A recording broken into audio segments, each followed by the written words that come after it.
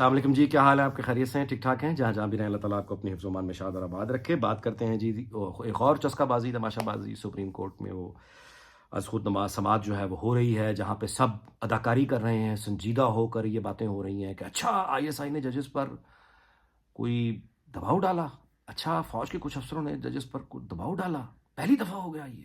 ہم سب یہ اداکاری کر رہے ہیں کہ یہ بڑا مہذب ملک تھا، یہاں پہ تو کبھی کوئی ایسے ماشاء اللہ براہ راست کبھی لگا ہی نہیں، یہاں پہ ججوں کا کیا تعلق ہے جی فوج کے ساتھ، یہ تو عدلیہ بڑی کمال کی تھی۔ تو یہ پہلی دفعہ ہم سب کو گو کوڑے بن کے تبصرے اس پہ کر رہے ہیں کہ جناب یہ ہو گیا، کرتے ہیں بات اس پہ۔ دوسری بات بشرا بی بی کو زہر، عمران خان کی پھر وہی چیخیں، مولا جٹ، اور اس کے ساتھ گنڈا پور نے سینٹ کے جو الیکشن ملتوی کروا دیے، مطلب اس پہ کرتے ہیں بات۔ اور میں آپ سے گزارش کروں کہ اس کا نتیجہ جو میں کچھ ملاقاتوں کے بعد جو پچھلے دنوں میری ہوئیں دوستوں سے، کیا نکلے گا اس پر کچھ بات کر لیتے ہیں۔ یہ جمہوریت کی لڑائی نہیں ہے، نہ ہی یہ آئین کی کوئی بالادستی کی لڑائی ہے، نہ ہی یہ سویلین سپرمیسی کی لڑائی ہے۔ یہ لڑائی بنیادی طور پر یعنی ریاست کا جو نظام ہے، جو ظاہر ہے ظلم کا، جبر کا نظام ہے۔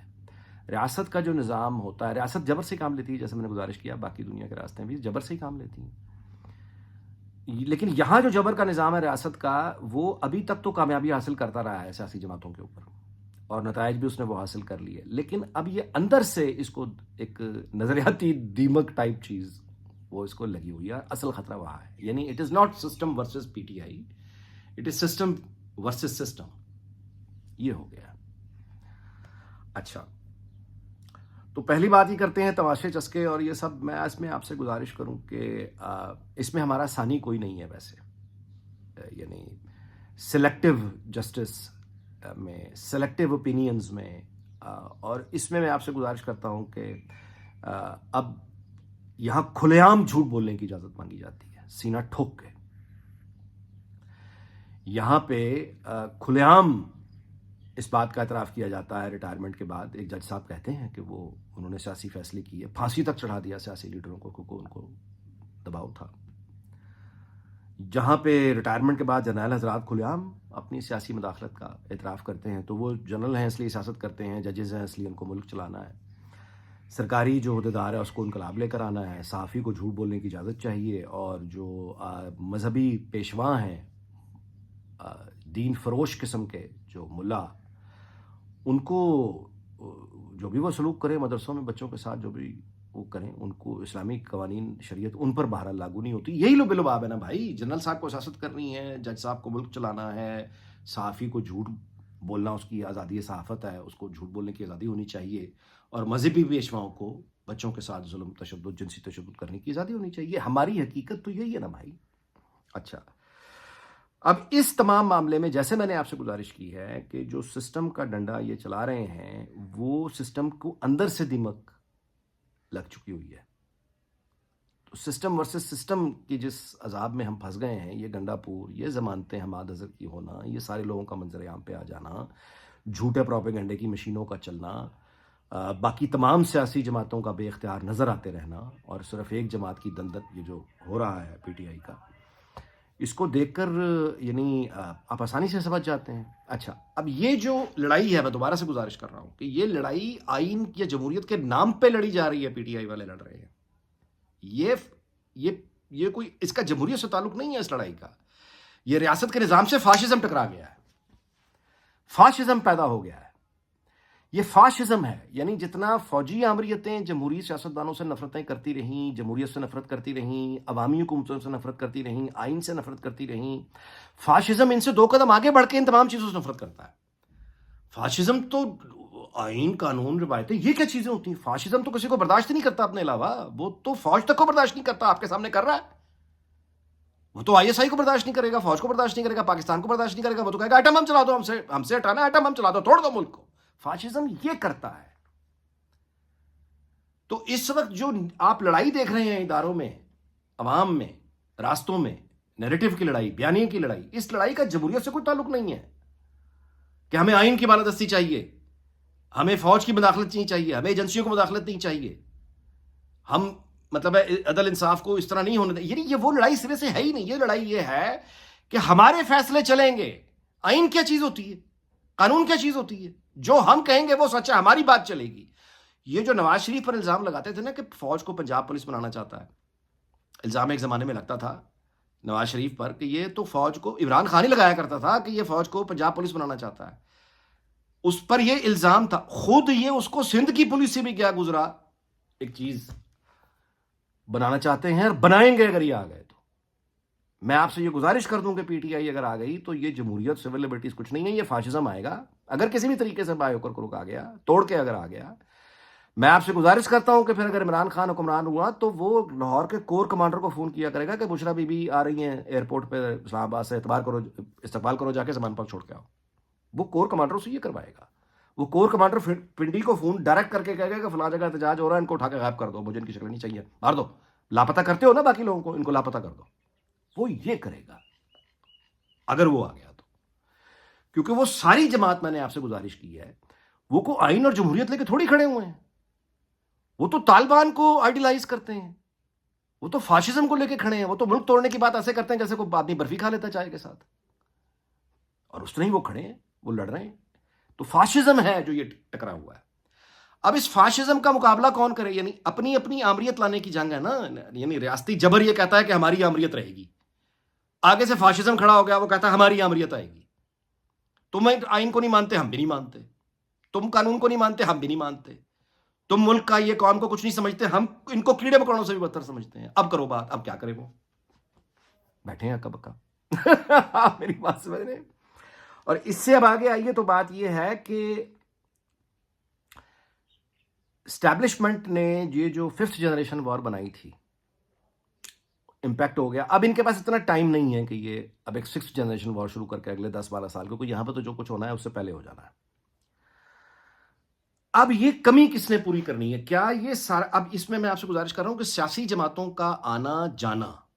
اب دیکھیں نا، مثال کے طور پہ سیاسی جماعتوں پہ چلے، آپ کو یہ میں گزارش کرتا چلوں، برے صغیر کو ہمیں کیا پتا سیاسی جماعتوں کا؟ یہ انگریزوں نے بنا کے ہمیں دی تھیں پولیٹیکل پارٹیز. ہمارے یہاں تو بادشاہتیں تھیں نا. مثلا کانگریس جو ہے وہ 1885 میں انگریزوں نے بنائی تھی، اس کا پہلا جو سربراہ تھا وہ انگریز تھا، اور امید یہ تھی کہ لوگوں سے ہماری بڑی اچھی کنیکٹیوٹی ہو جائے گی. 1886 میں سر سید احمد نے لکھا تھا، مسلمانوں کو منع کیا تھا کہ کانگریس جوائن نہ کریں، کیونکہ سر سید سیاسی جماعتوں کے بہت خلاف تھے. تو انہوں نے وجہ یہ لکھی کہ سیاسی جماعتیں، کیونکہ انگریز سے تو سر سید کو کوئی پرابلم نہیں تھا، تو وہ یہ کہتے تھے، مسلمانوں کو منع کیا تھا کہ سیاسی جماعتوں کو آخری نتیجے میں حکومت وقت کے خلاف کھڑا ہونا پڑتا ہے. یہ سیاسی جماعتیں، انگریز جو تجربہ کر رہا ہے یہاں پولیٹیکل پارٹیز بنانے کا، یہ کانگریس بنا دی ہے، اس نے آخر کار اسی حکومت سے لڑنا ہے. ان کو پتہ نہیں ہے انگریزوں کو. سر سید نے لکھا 1886 میں، 1 سال کے بعد. صرف 25 سال کے بعد سارے انگریز کانگریس سے تنگ تھے، کیونکہ کانگریس کو پھر وہاں عوام کے ساتھ کھڑا ہونا پڑا.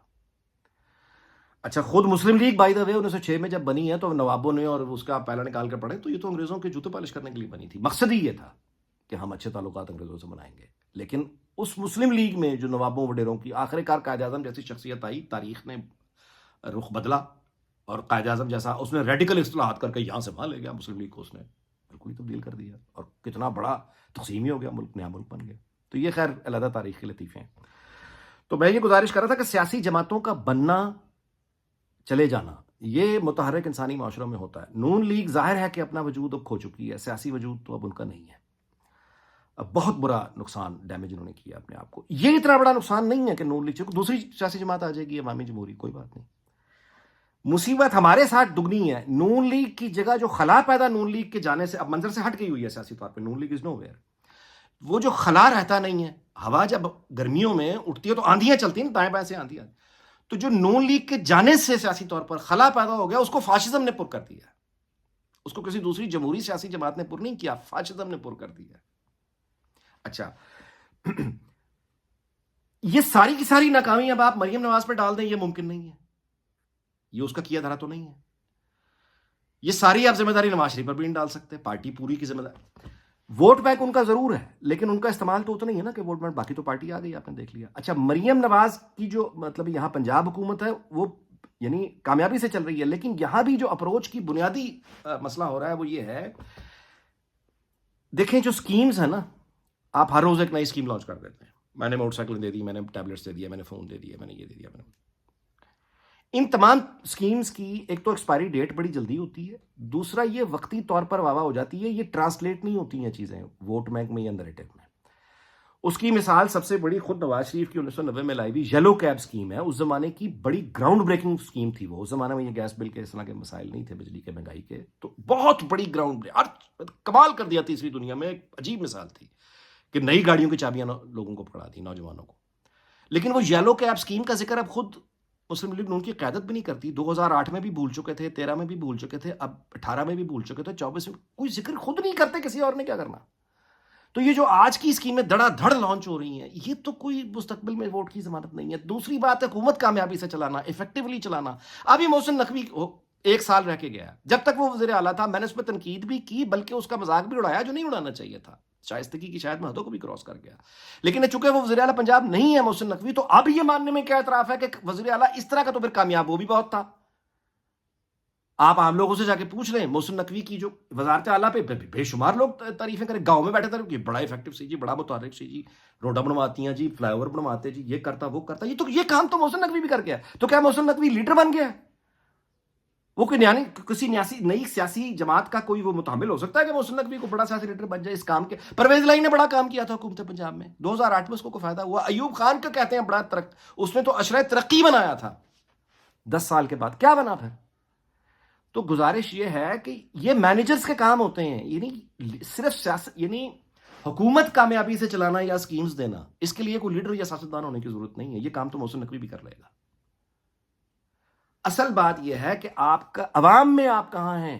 سیاستدان کی طاقت عوام میں ہوتی ہے. عوام میں آپ کہاں ہیں, آپ کا بیانیہ کیا ہے, نیریٹو کیا ہے, کیا وہ خواب ہیں جو آپ دکھا سکتے ہیں. وہ نہیں ہو رہا, جس کا نتیجہ ظاہر ہے کہ یہی ہونا ہے کہ